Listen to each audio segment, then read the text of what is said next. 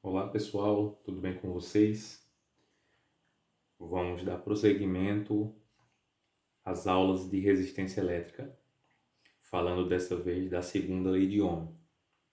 Na primeira lei de Ohm, que falamos na última aula, nós mostramos como ocorre o aumento de corrente elétrica quando se aumenta a voltagem ou diferença de potencial disponibilizada em um circuito elétrico onde existem elementos resistivos.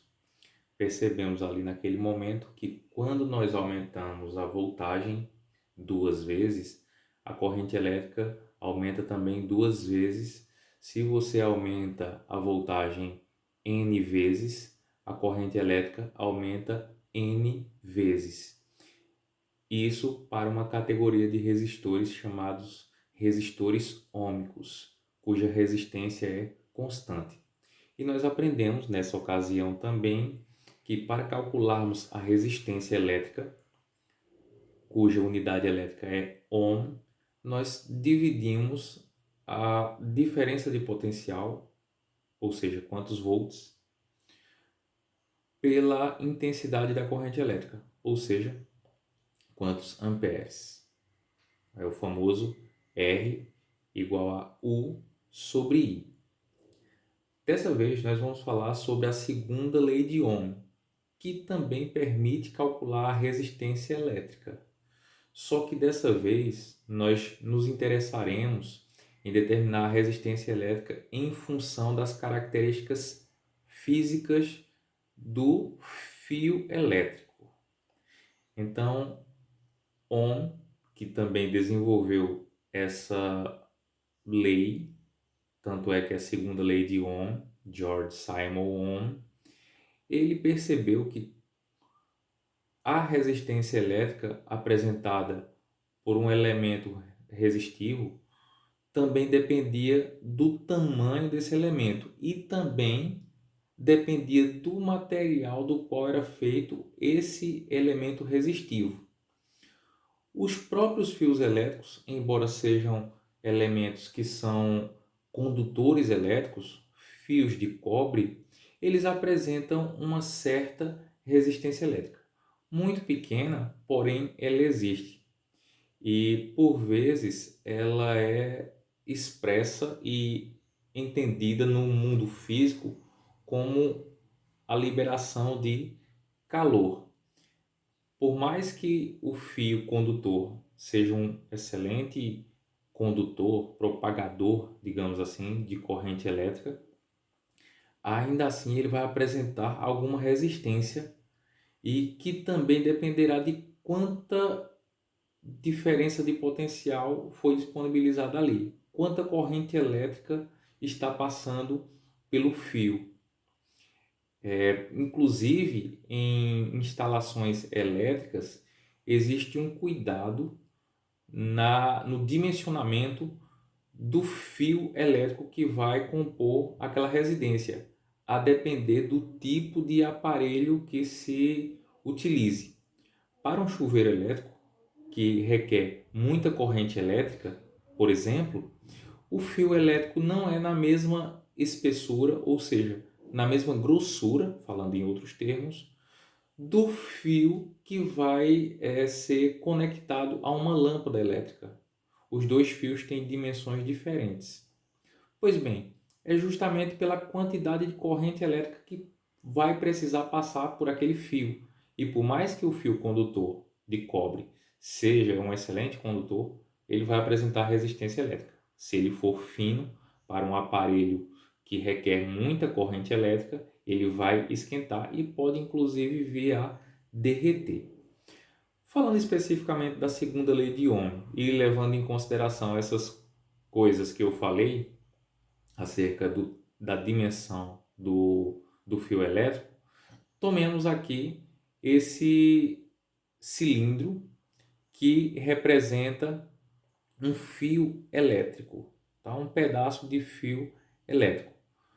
Ohm, através de experimentos, realizando experiências, percebeu que A resistência elétrica desse fio depende de alguns fatores. Quais são os fatores? O seu comprimento, que aqui eu vou chamar de L. Quanto maior o comprimento do fio, mais resistência elétrica ele vai oferecer. Isso foi descoberto por Ohm. Outro fator que influencia também é a área da secção transversal do fio. O que é a área da secção transversal do fio, professor? É a espessura dele. Então, quanto mais grosso o fio, menor será a resistência elétrica. Por quê? Se o fio tem uma espessura maior, eu dei há pouco o exemplo dos fios adequados a ligações de um chuveiro elétrico, você oferece uma maior facilidade para a corrente elétrica fluir. Se o fio é mais grosso, os elétrons, que são quem constituem a corrente elétrica, passam de maneira mais simples. Portanto, a resistência elétrica é menor. Então, se eu aumentar o valor da área da secção transversal, que eu vou aqui chamar de S, essa área aqui eu vou chamar de S, superfície, se ela for maior, menor será a resistência elétrica. Se o fio for mais fininho, ou seja, se essa área for menor, a resistência elétrica será maior. E por fim, existe um último elemento que importa na resistência elétrica, que é o tipo de fio. Vou pegar um outro lápis. O tipo de material. O tipo de material interfere na resistividade. Existem materiais que são mais resistivos, existem materiais que são menos resistivos. Os condutores elétricos, por exemplo, são pouco resistivos à passagem de corrente elétrica. E existe um elemento matemático, numérico, que nós chamamos pela letra grega ρ, que é a resistividade do material. Então essa letrazinha que parece com um P, mas na verdade é ρ, é o que chamamos de resistividade. Tem a ver com o tipo de material.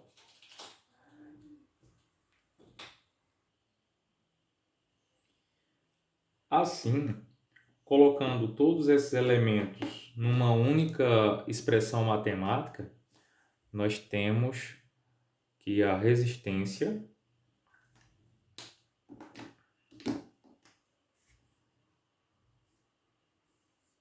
representada com a letra R é igual ao tipo de material, que aqui eu chamo de resistividade, e represento com a letra grega ρ, multiplicado pelo comprimento do fio ou do material condutor. Por que multiplicado?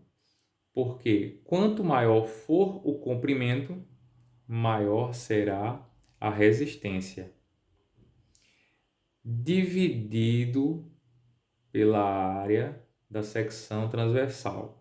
Em outras palavras, dividido pela espessura do fio. E isso se mede em metro quadrado, centímetro quadrado. O comprimento se mede em centímetros, metros. E a resistividade, ohm vezes metro, vezes centímetro, ou vezes outra unidade de comprimento.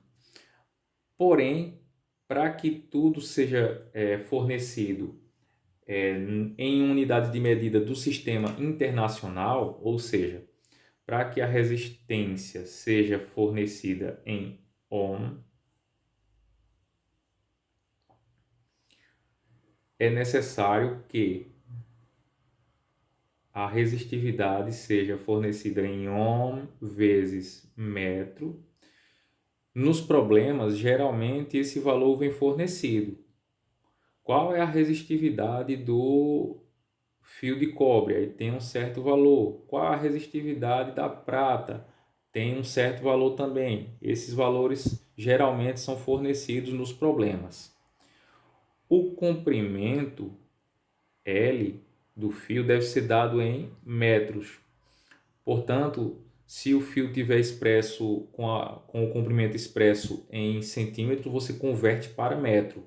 50 centímetros, 0,5 metros e outras conversões possíveis. E o valor da área da secção transversal tem que ser fornecido em metro quadrado. Geralmente é fornecido em milímetro quadrado.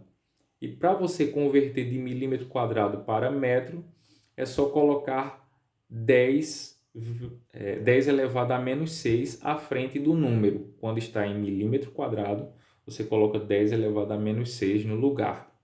Então, para resumir e finalizar, a resistência elétrica pela segunda lei de Ohm vai depender do tipo de material e das dimensões envolvidas. O tipo de material está expresso com a letra grega ρ, e vai ser dado em ohm vezes metro, multiplicado pelo comprimento do fio, que é dado em metro, dividido pela área do fio, pela espessura, grossura do fio, que deve ser fornecido em metro quadrado.